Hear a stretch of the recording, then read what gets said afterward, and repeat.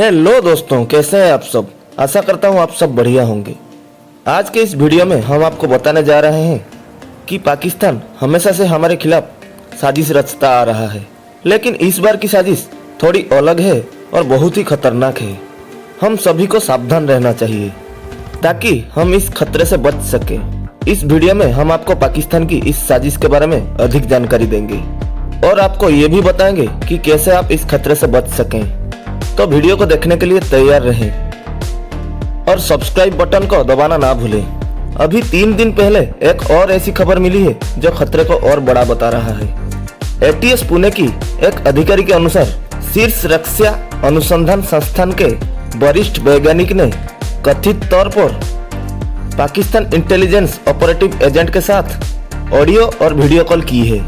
दरअसल ऐसी बात पहले सामने आया था 2021 में। जोधपुर में इंडियन आर्मी का एक जवान पोस्टेड था। इस 24 साल के जवान का नाम था प्रदीप। एक रोज संदीप के मोबाइल में एक कॉल आता है। उधर से एक लड़की थी।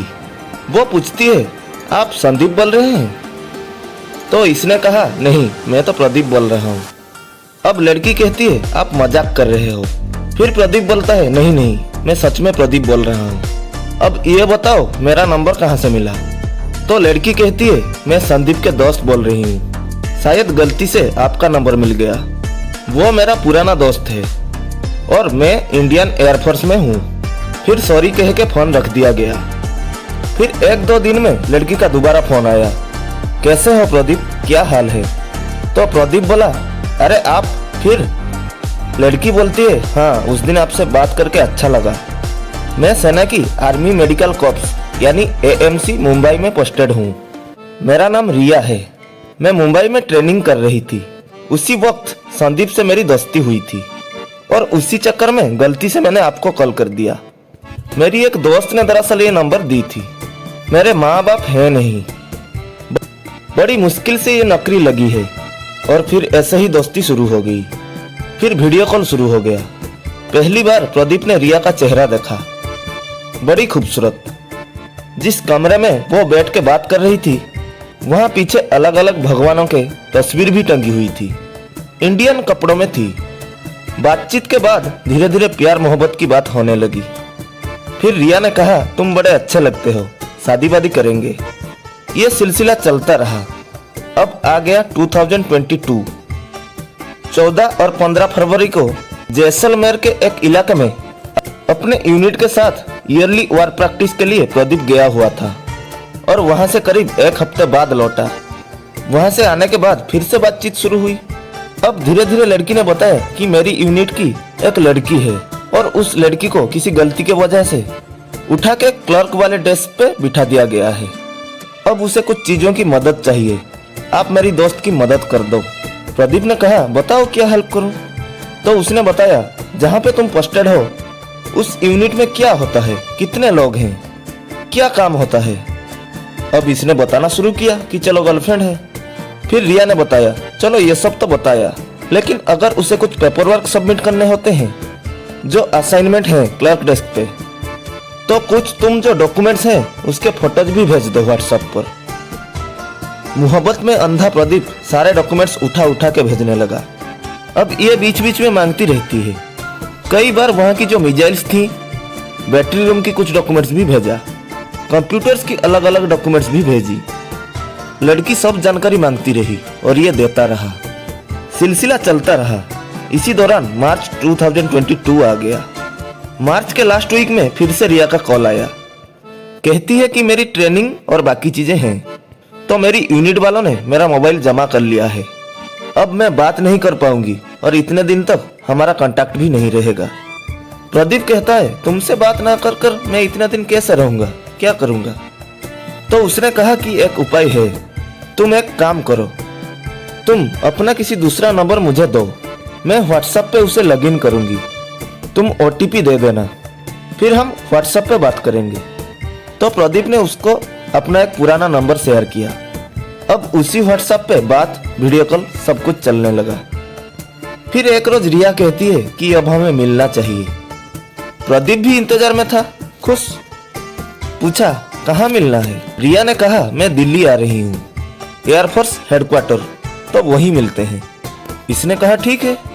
अब उस तारीख पर प्रदीप सर बहाना करके छुट्टी लेके दिल्ली पहुंच गए, लेकिन रिया आई नहीं तय वक्त पर। फोन किया तो मोबाइल स्विच ऑफ। वो तो आई नहीं, लेकिन कुछ और लोग आए और प्रदीप को साथ ले गए। पता चला वो सब भारतीय सेना के खुफिया विभाग के लोग हैं। प्रदीप को दिल्ली से जयपुर ले जाया गया। उससे पूछताछ हुई, फिर प्रदीप को गिरफ्तार कर लिया गया। उसका जुर्म बताया गया कि तुमने पाकिस्तान के एक जासूस को पिछले कई महीनों में कई अहम जानकारी और डॉक्यूमेंट्स लीक किए। तुमने अपनी यूनिट, अपनी मिसाइल्स, अपने सेना के अफसरों के पोजीशन, इन सब के बारे में न सिर्फ जानकारी दी, बल्कि उसके पेपर्स भी तुमने भेजे और तुम एक हनी ट्रैप का शिकार हो गए। प्रदीप को कुछ समझ नहीं आ रहा था। फिर उन्होंने सारी कहानी बताई और सारे डॉक्यूमेंट्स सामने रख दिए कि ये देखो, हमने तुम्हारा फोन सर्विलेंस में लगा रखा था जब हमें शक हुआ। फिर हमें पता चला वो लड़की ना मुंबई में है, ना उसका नाम रिया है, वो तो पाकिस्तान में बैठी है। ये सारा खेल +91 और +92 का है। +91 इंडिया का कोड है, वहीं +92 पाकिस्तान का। तो प्रदीप ने कहा, मैं लगातार बात कर रहा हूँ, पर हमेशा नंबर जो है वो +91। फिर उसे सारी कहानी बताई गई और उसे अरेस्ट किया गया। पाकिस्तान ने अब अपना तरीका बदल दिया।